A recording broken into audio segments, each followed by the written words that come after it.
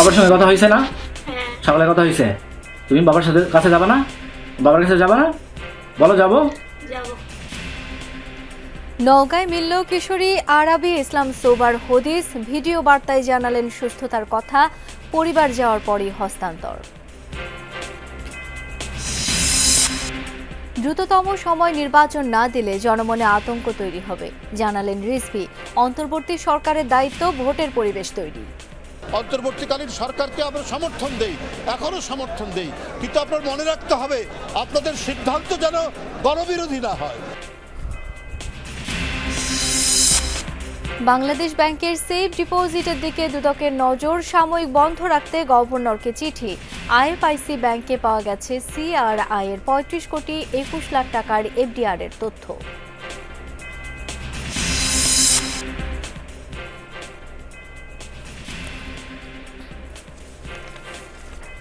কাল ১২টায় আখিরি মোনাজাতের মধ্য দিয়ে শেষ হবে বিশ্ব ইজতেমার দ্বিতীয় পর্ব।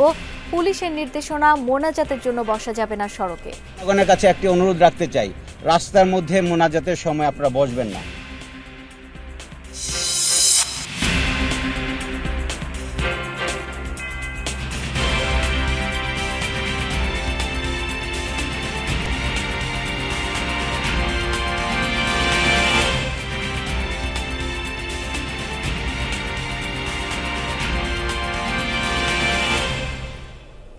আমন্ত্রণ যমুনা নিউজে আপনাদের সাথে আছি আমি শাওন দত্ত।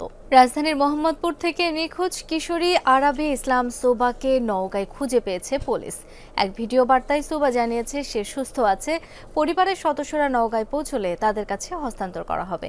এসব তথ্য জানান মোহাম্মদপুর জোনের এডিসি জুয়েল রানা। বলেন, মোহাম্মদপুর থেকে সংগৃহীত বিভিন্ন সিসি ক্যামেরা ছবিতে দেখা যায় এক ছেলের হাত ধরে ঘুরছে ৬ষ্ঠ শ্রেণীর ছাত্রী। বলেন, সোবার বাবা ইমরান রাজীবের সাধারণ ডায়েরি করার পরই শুরু হয় সিসিটিভি বিশ্লেষণ। সেখানে এক ছেলের সাথে কথা বলতে দেখা যায় সোবাকে। পরে সেই ছেলের বাড়ি নওগাঁয় চলে যায় সে।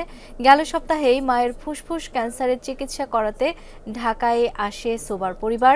রোববার সন্ধ্যায় কৃষি মার্কেট এলাকা থেকে নিখোঁজ হয় এই কিশোরী। মুহূর্তেই সামাজিক যোগাযোগ মাধ্যমে ছড়িয়ে যায় তার নিখোঁজ সংবাদ। অনেকেই পোস্ট দিয়ে মেয়েটির খোঁজ চান। জানা গেছে বরিশালের একটি স্কুলের ৬ষ্ঠ শ্রেণীতে পড়ে সোবা।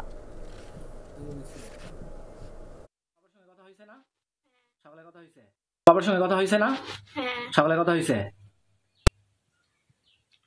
তুমি বাবার সাথে কাছে যাবা না? বাবার কাছে যাবা না? বলো যাবো।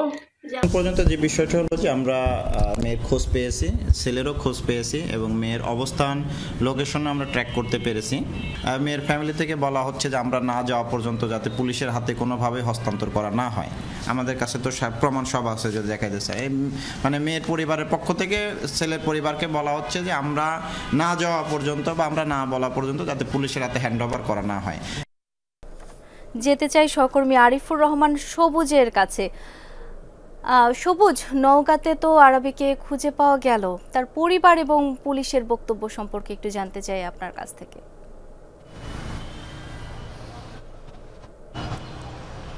মূলত কালকে যখন সিসিটিভির ফুটেজটি পাওয়া যায়, সিসিটিভির ফুটেজে যখন মমিন নামে এক ছেলের সঙ্গে দেখা গিয়েছে, সেই ছেলেকে চিহ্নিত করার পরেই কালকে রাতেই পুলিশ অভিযান চালিয়েছে খিলগাঁওয়ে এবং রাত ভরেই সেখানে অভিযান চালানো হয় এবং সেখানে যখন পাওয়া যায়নি তারপরেই সেই ছেলেকে চিহ্নিত করার পর তার বাড়ি নওগাঁতে স্থানীয় পুলিশের সহায়তায় পুলিশ সেখানে যায় এবং সেখানে গিয়েই আসলে সুবার যে সন্ধান সেই সন্ধান মেলে। কিন্তু এখানে তার পরিবারের পক্ষ থেকে, অর্থাৎ সুবার যে পরিবার, তার পরিবারের সঙ্গে তার আগেই কথা হয়, সকালবেলার দিকে তার পরিবারের সঙ্গে কথা হয়েছিল। কিন্তু পুলিশ যেটি বলছে যে তার পরিবার কিছুটা মিস ইনফরমেশন দেওয়ার কারণে এই এত সময় অর্থাৎ ১:৩০টার দিকে তার সন্ধান মিলেছে। এটি পুলিশ যদি, তার পরিবার যদি, সুবার পরিবার যদি সহায়তা করতো তাহলে অনেক আগেই তাকে উদ্ধার করা সম্ভব হতো। কিন্তু পরিবারের পক্ষ থেকে বেশ কিছু তথ্য গোপন করা হয়েছে, যার কারণে তাকে উদ্ধারে এই সময়টাই লেগেছে। এবং পুলিশ যেটি বলছে যে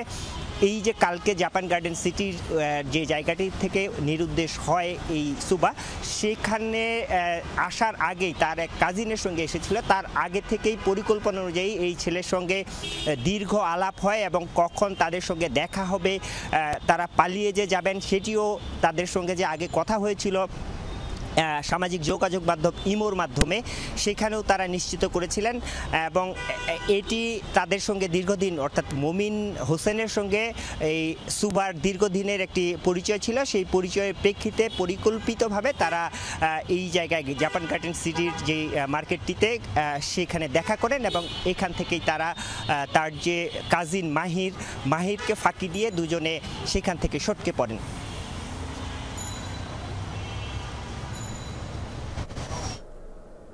সবুজ, ধন্যবাদ আপনাকে। সংস্কারের কথা বলে ধোঁয়াশা তৈরি না করার আহ্বান জানিয়েছেন বিএনপির যুগ্ম মহাসচিব রুহুল কবির রিজভী। বলেছেন, অন্তর্বর্তী সরকারের দায়িত্ব পরিবেশ তৈরি করে দ্রুত সুষ্ঠু নির্বাচন দেয়া। দুপুরে সদ্য ঘোষিত মানিকগঞ্জ জেলা বিএনপির নবগঠিত আহ্বায়ক কমিটির নেতাদের সাথে নিয়ে প্রতিষ্ঠাতা জিয়াউর রহমানের সমাধিতে পুষ্পস্তবক অর্পণ করেন রুহুল কবির রিজভী। বলেন, দ্রুততম সময়ে নির্বাচন দিতে হবে, নতুবা জনমনে আতঙ্ক তৈরি হবে। গণতন্ত্রের যাত্রার পথ যেন বাধার মুখে না পড়ে সেদিকেও খেয়াল রাখা উচিত। তিনি জানান, গ্যাসের দাম বৃদ্ধির সিদ্ধান্ত গণবিরোধী। বিএনপির এই যুগ্ম মহাসচিব বলেন, আওয়ামী লীগ এখনও সন্ত্রাসী তৎপরতা চালাচ্ছে, তারা রাজনীতি করতে পারবে কিনা এটা জাতীয় সিদ্ধান্তের ব্যাপার। আমরা গণতান্ত্রিক রাজনৈতিক দল অন্তর্বর্তীকালীন সরকারকে আমরা সমর্থন দেই, এখনো সমর্থন দেই, কিন্তু আপনার মনে রাখতে হবে আপনাদের সিদ্ধান্ত যেন গণবিরোধী না হয়। যারা অপরাধ করেছে এবং তাদের তো বিচার হতেই হবে, আপনারা সবাই জানি। আর এটা নিষিদ্ধ হবে কি হবে না, কি হবে, এটা তো সমস্ত রাজনৈতিক দলের সাথে অন্তর্বর্তীকালীন সরকার বসে তারপরে তারা সিদ্ধান্ত নেবেন যে এটা তারা কি করবেন। তো সেইটা তো বসে সিদ্ধান্ত তো এখনো নেওয়া হয়নি। প্রত্যেক সংস্কারের বিষয়ে রাজনৈতিক দলের সাথে আলোচনার মাধ্যমে জনবান্ধব প্রস্তাব গ্রহণের আহ্বান জানিয়েছেন বিএনপির স্থায়ী কমিটির সদস্য খন্দকার মোশাররফ হোসেন। তিনি বলেন, বিএনপি ক্ষমতায় এলে যুক্তরাজ্যের আলোকে বিনামূল্যে সবার জন্য স্বাস্থ্য সেবা নিশ্চিত করা হবে। সকালে চেয়ারপারসনের গুলশান কার্যালয়ে বিএনপি গঠিত স্বাস্থ্য সংস্কার কমিটি তাদের সুপারিশ তুলে ধরে। প্রস্তাবনায় রয়েছে প্রান্তিক জনগোষ্ঠীর জন্য ইউনিয়ন ভিত্তিক গ্রামীণ স্বাস্থ্য সহকারী নিয়োগ এবং স্বাস্থ্য কার্ড প্রবর্তন সহ স্বল্প, মধ্যম ও দীর্ঘমেয়াদে সংস্কারের সুপারিশ, যার মধ্যে রোগী ও সেবা প্রদানকারীদের জন্য সমতা ভিত্তিক আইন প্রণয়ন এবং সব হেলথ কমপ্লেক্সকে 100 শয্যায় উন্নীতকরণ। এছাড়া আগামী 5 বছরের মধ্যে ওষুধ উৎপাদনের স্বয়ংসম্পূর্ণতা অর্জন করা, পাশাপাশি ওষুধ রপ্তানি $5 বিলিয়ন উন্নতিকরণের জন্য ব্যবস্থা নেওয়ার সুপারিশ করা হয়। ওষুধ শিল্প আওয়ামী লীগের একজন ব্যক্তির কাছে এতদিন কুক্ষিগত ছিল দাবি করেন বিএনপির এই জ্যেষ্ঠ নেতা। বলেন, আওয়ামী লীগ সরকারের দুর্নীতি অনিয়মের কারণে রোগীদের বিদেশমুখিতা বাড়ে, ভেঙে পড়ে স্বাস্থ্য খাত। বিগত আওয়ামী লীগ আমলে স্বাস্থ্য খাতে আর্থিক দুর্নীতি, অনিয়ম সহ পদোন্নতি, বদলি, প্রশাসনিক দুর্বৃত্তায়নে, অবিচার, অন্যায়ের প্রাবল্যে স্বাস্থ্য খাতের জনবলের পেশাগত দক্ষতার চরম ক্ষতি সাধিত হয়েছে।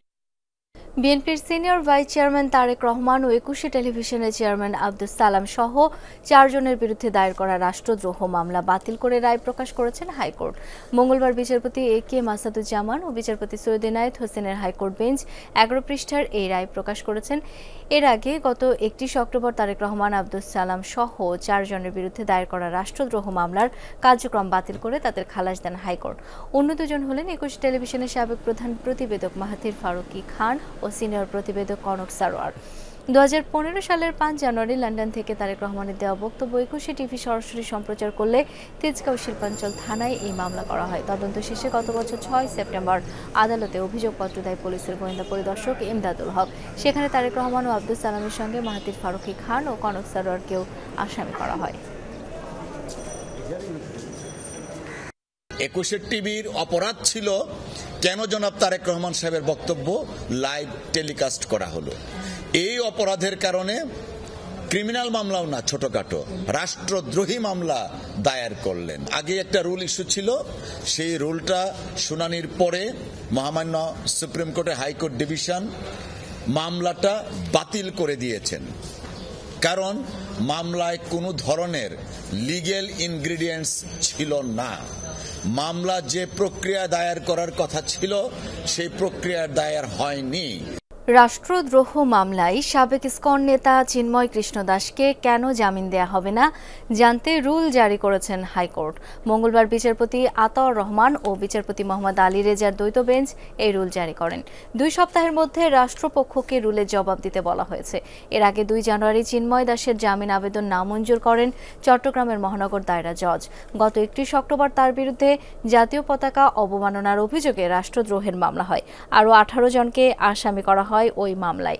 25 নভেম্বর ঢাকায় গ্রেপ্তার করা হয় চিন্ময় কৃষ্ণ দাসকে। পরদিন জামিন আবেদন করা হলে তা নামঞ্জুর করে কারাগারে পাঠানোর নির্দেশ দেন চট্টগ্রাম মেট্রোপলিটন ম্যাজিস্ট্রেট। ওই দিন আদালত প্রাঙ্গণে ব্যাপক সংঘর্ষ হয়। আদালত চত্বরে কুপিয়ে হত্যা করা হয় আইনজীবী সাইফুল ইসলামকে। আগামীকাল দুপুর 12:30টায় প্রধান উপদেষ্টার কাছে রিপোর্ট জমা দেবে জনপ্রশাসন সংস্কার কমিশন, এমনটা জানিয়েছেন কমিশন প্রধান আব্দুল মুহিত চৌধুরী। প্রায় 100-র বেশি সুপারিশ থাকছে রিপোর্টে, জানান তিনি। এই প্রতিবেদন দেওয়ার কথা ছিল গত মাসে, কিন্তু মাঠে কাজে সময় লাগায় দেওয়া সম্ভব হয়নি, জানান আব্দুল মুহিত চৌধুরী। মঙ্গলবার চূড়ান্ত করে স্বাক্ষর করার পর বুধবার জমা দেওয়া হবে। এরপর প্রধান উপদেষ্টার দপ্তর থেকে সবাইকে জানানো হবে, উল্লেখ করেন। জানান অনলাইনেও দেওয়া হবে। একই সাথে আইন সংস্কার কমিশনের প্রতিবেদন আগামীকাল জমা দেওয়া হবে বলে জানান তিনি। আমাদের রিপোর্ট জমা দেওয়ার কথা ছিল গত মাসে, কিন্তু আমরা আমাদের কাজের কারণে করতে পারিনি, কারণ আমরা মাঠে গিয়েছি, লোকের সঙ্গে কথা বলেছি। আপনারা এটা জানেন, এগুলো তো আমরা এর আগেও বলেছি। বিভিন্ন জায়গায়, জেলাতে, উপজেলাতে আমরা গিয়ে কথা বলেছি। অনেক লোকের অনলাইনে আমরা অপিনিয়ন নিয়েছি। সেগুলোর ভিত্তিতে আমাদের রিপোর্ট আজকে আমরা চূড়ান্ত করে স্বাক্ষর করব। কালকে দুপুরে 12:30টায় আমরা মাননীয় প্রধান উপদেষ্টার অফিসে যাব এবং তাকে হস্তান্তর করব। বাংলাদেশ ব্যাংকের সেফ ডিপোজিট বা লকারে অর্থ সম্পদ সংরক্ষণ ও উত্তোলন বন্ধ করা হয়েছে। কেন্দ্রীয় ব্যাংকের মুখপাত্র জানিয়েছেন, দুদকের সন্দেহের তালিকায় আছে এসব লকার। কমিশনের ধারণা এখানে অবৈধ সম্পদ ও অর্থ থাকতে পারে। গেল 26 জানুয়ারি স্বর্ণ, এফডিআর ছাড়াও সাবেক ডেপুটি গভর্নর এসকে সুরের লকার থেকে উদ্ধার হয় 3.25 কোটি টাকার বৈদেশিক মুদ্রা। এতে বিস্ময় প্রকাশ করেন ব্যাংকার ও বিশ্লেষকরা। বলা হয়, ব্যাংকের লকার যেন অবৈধ পণ্য সংরক্ষণের স্থান না হয় তা নিশ্চিত করতে হবে। এজন্য বিধিমালা সংশোধনের দাবি জানান লকারে কি রাখা যাবে তাও ব্যাংকের ঠিক করে দেওয়া উচিত। বর্তমানে একজন ব্যক্তি বৈধভাবে সর্বোচ্চ $10,000 সংরক্ষণ করতে পারেন। জমির দলিল, স্বর্ণসহ মূল্যবান জিনিসপত্র সংরক্ষণে ব্যাংকের লকার ভাড়া নিয়ে থাকেন গ্রাহকরা। এর আড়ালে লকারে অবৈধ জিনিস রাখার অভিযোগ রয়েছে। বাংলাদেশ ব্যাংকের কর্মকর্তাগণ তাদের যে ভ্যালুয়েবলস একটা নির্দিষ্ট সময় যেন অর্থাৎ জমাদানের তারিখ থেকে 20 বছর পর্যন্ত সেখানে রাখার একটা সুযোগ আছে। তো দুদকের যে চিঠিটা পাওয়া হয়েছে সেটাতে বলা হয়েছে যে যেগুলো রাখা আছে সেগুলো সাময়িকভাবে উত্তোলন না করার জন্য বাংলাদেশ ব্যাংক সেই ব্যবস্থা নিয়েছে এবং দুদককে জানিয়েছে যে এখন কোনো প্রকার তাদেরকে এই যেগুলো জমা আছে তাদের উত্তোলন করতে দেওয়া। বেসরকারি আইএফআইসি ব্যাংকে centre for research and information CRI এর 35 কোটি 21 লাখ টাকার এফডিআর এর তথ্য পেয়েছে দুদক। সংস্থাটির বিরুদ্ধে বিভিন্ন ব্যাংক বা প্রতিষ্ঠানের সামাজিক দায়বদ্ধতার অর্থ নেয়ার অভিযোগ তদন্ত করছে দুদক। সেসব অর্থ সিআরআই কোথায় কিভাবে খরচ করেছে তাও অনুসন্ধান করা হচ্ছে। যদিও মঙ্গলবার চালানো অভিযানে সিআরআই এর কার্যালয়ের খোঁজ পায়নি দুদক।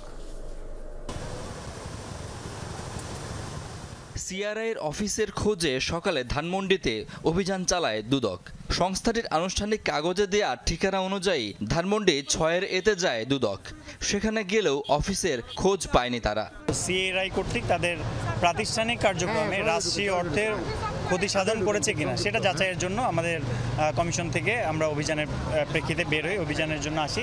তো আমাদের এই ছিল ওনাদের যে প্রতিষ্ঠান অফিস কোথায় আছে সেই অফিসগুলো একটু সন্ধানে গিয়ে তারপরে সেখান থেকে আমরা কোনো রেকর্ডপত্র পাই কিনা সেটা পর্যালোচনা করা। আমরা ওনাদের অফিসে আসি, অফিসে গিয়ে এখানে কোনো অফিসের সন্ধান পাইনি, এখন পর্যন্ত পাওয়া যায়নি। তো আমরা চেষ্টা চলমান আছে।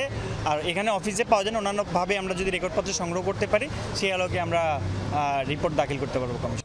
দুদক জানায়, সিআরআইয়ের চেয়ারম্যান ছিলেন সজীব ওয়াজেদ জয়। কাগজে কলমে সংস্থাটি অলাভজনক হিসেবে নিবন্ধিত বলে খোঁজ পেয়েছে দুদক। তাই সংস্থাটি কোনো প্রতিষ্ঠান থেকে অর্থ নিয়েছে কিনা সে বিষয়ে খোঁজ নেওয়া হচ্ছে। ব্যাংক অ্যাকাউন্ট সংক্রান্ত তথ্য আমরা ব্যাংকে অ্যাকাউন্ট আছে এটা জেনেছি। এখন ব্যাংকের সে তথ্য যাচাই করতে হলে আমাদের রেকর্ডপত্রগুলো সংগ্রহ করতে হবে, তারপর সেটা যাচাই সাপেক্ষে আমরা বলতে পারবো। ব্যাংক স্টেটমেন্ট কি আপনাদের কাছে আছে? ব্যাংক স্টেটমেন্ট সংগ্রহের প্রক্রিয়ায় চলমান আছে। রাষ্ট্রীয় অর্থের ক্ষতি সাধন হয়েছে কিনা সেটাই যাচাই করার জন্য এসেছে। সিআরআই কোনো প্রতিষ্ঠানের সামাজিক দায়বদ্ধতার অর্থ প্রোপাগান্ডা খাতে বা অন্য কোথাও ব্যয় করেছে কিনা তাও খোঁজ দিচ্ছে দুদক। শাকিল হাসান, যমুনা নিউজ, ঢাকা। টঙ্গীর তুরাগ তীরে চলছে দ্বিতীয় পর্বের বিশ্ব ইজতেমা। আগামীকাল বেলা 12টায় আখিরি মোনাজাত যা পরিচালনা করবেন মাওলানা জুবায়ের। ইবাদত বন্দেগীতে সময় কাটাচ্ছেন শুরায়ে নেজামপন্থীরা। ফজরের নামাজের পর থেকে শুরু হয়েছে বয়ান। খিত্তায় খিত্তায় চলছে ঈমান আকিদার তালিম। নিজেদের মধ্যে দিন প্রতিষ্ঠা এবং দিনের বাণী সারা বিশ্বে ছড়িয়ে দেওয়ার পদ্ধতি নিয়েও চলছে আলোচনা। তালিম দিচ্ছেন তাবলিগ জামাতের শীর্ষ মুরব্বীরা। জিকির আজকারে মশগুল বিদেশি মেহমানরাও। দ্বিতীয় পর্বের ইজতেমায় অংশ নিয়েছেন সারা দেশের 22 জেলার ধর্মপ্রাণ মানুষ। আজ ইজতেমায় হৃদরোগে আক্রান্ত হয়ে আরও এক মুসল্লির মৃত্যু হয়েছে। এখন পর্যন্ত মোট 7 জনের মৃত্যুর খবর পাওয়া গেছে। কাল আখিরি মোনাজাতের মধ্য দিয়ে এই পর্বের কার্যক্রম শেষ হবে। 14 থেকে 16 ফেব্রুয়ারি অনুষ্ঠিত হবে সাদপন্থীদের ইজতেমা। এদিকে বিশ্ব ইজতেমার সার্বিক নিরাপত্তা পর্যবেক্ষণ শেষে গাজীপুর মহানগর পুলিশের উপ কমিশনার ডক্টর মোহাম্মদ নাজমুল করিম খান জানিয়েছেন, কাউকে রাস্তায় মোনাজাতে বসতে দেওয়া হবে না। নিরাপত্তা নিয়ে কোনো শঙ্কা নেই এমনটাও জানান তিনি। তাবলিগের বিদেশি অতিথিরা সন্তুষ্টি জানিয়েছেন উল্লেখ করেন গাজীপুর মহানগর পুলিশ কমিশনার। বড়দের কথাবার্তা শোনার পরে আমাদের ইমানি এরকম একটা চার্জের মতো হয়, যাতে আমরা আগামী বিশ্ব ইজতেমা পর্যন্ত আল্লাহ এবং আল্লাহ রাসূলের আমলের উপরে আমরা চলতে পারি। যেভাবে আল্লাহ রাসূল এবং তার দ্বীনের প্রতি চলতে পারে, সেই জন্য তারা বলতেছে, সেই কথা আমরা শুনতেছি এবং তার উপর আমল করে জিন্দেগি চলার জন্য আল্লাহ তৌফিক দান করে। আগামী কালকে 12টার সময় আখিরি মোনাজাত হবে। আমরা জনগণের কাছে একটি অনুরোধ রাখতে চাই, রাস্তার মধ্যে মোনাজাতের সময় আপনারা বসবেন না। আপনারা আগে ফিল আপ করে রাস্তাটা ক্লিয়ার রাখেন। রাস্তার মধ্যে না বসলে যান চলাচল যদি সঠিক থাকে, অন্যের মোনাজাত করার জন্য সুবিধা হবে। দর্শক, এই ছিল যমুনা নিউজে।